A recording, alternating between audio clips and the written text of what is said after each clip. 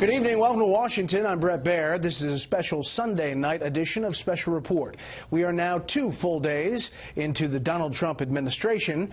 Before being sworn in, Mr. Trump said Monday would be his first full day of work. Tonight, we look at the evolution of a revolution. Chief Washington correspondent James Rosen takes us on a trip from the start of the Trump campaign to the amazing ending result. Donald Trump was the act you've known for all these years, the New York tabloid fixture who told people in 1987 he was too busy to run for the White House. We knew him instead as a flashy real estate billionaire whose soaring skyscrapers, multiple marriages, fluctuating fortunes, celebrity smackdowns, and reality show renown made the Trump brand one of the world's most recognizable. In June 2015, this lifelong pro-choice liberal who'd given money to top Democrats as late as 2008 entered the Republican primary with a bang. When Mexico sends its people, they're bringing drugs, they're bringing crime, they're rapists, and some, I assume, are good people. Mainstream media elites turned up their noses.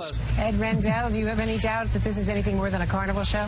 Will it get him anywhere close to becoming the nominee or the President of the United States? I think not. But Trump rallies attracted huge crowds, tens of thousands drawn to the message of a high-energy outsider pledging to make America great again. Boy, are we going to take care of our vets, right?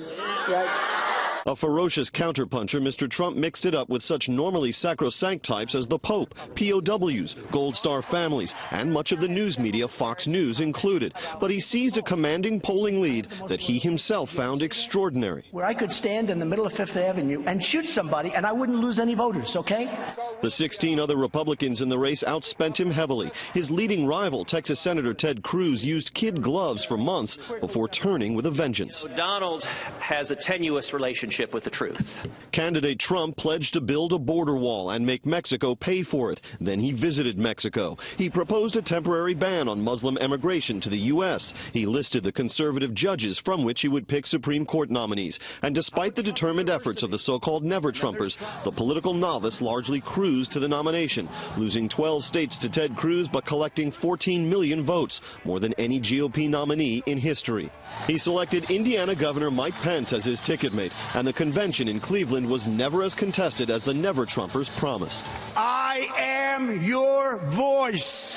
With the Democrats' own bruising primary yielding Hillary Clinton as their nominee, two candidates famous for decades and freighted with baggage squared off in an epic general election showdown. Their former friendship now turned venomous. For you to say that there was nothing wrong with you deleting 39,000 emails, again, you should be ashamed of yourself. Donald thinks belittling women makes him bigger. October surprises abounded, as when a 2005 recording surfaced on which Mr. Trump could be heard boasting about sexual advances, including groping women. I apologize to my family. I apologize to the American people.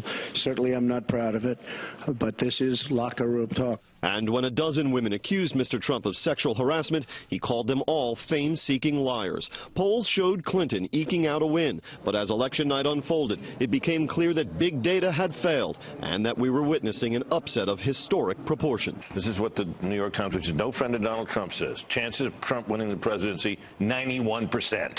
Though he would lose the popular vote by 3 million ballots, Mr. Trump won the Electoral College, capturing battleground states by flipping 209 counties that had twice voted for Barack Obama. I've spent my entire life in business looking at the untapped potential in projects and in people all over the world. That is now what I want to do for our country. After a desultory recount and a campaign to flip the Electoral College that only produced a record number of defectors from Hillary Clinton, the post-election period would be dominated by charges from President Obama's spy chiefs that the Kremlin had interfered with the election to swing it for Mr. Trump. They hacked into some Democratic Party emails that contained pretty routine stuff, some of it embarrassing or uncomfortable. Belatedly, the president-elect agreed. As far as hacking, I think it was Russia. But his focus was now on forming a government, his cabinet picks heavy on former generals, billionaire CEOs, politicians, and academics. Finally, the fateful hour arrived. So help me God. So help me God. Congratulations, Mr. President.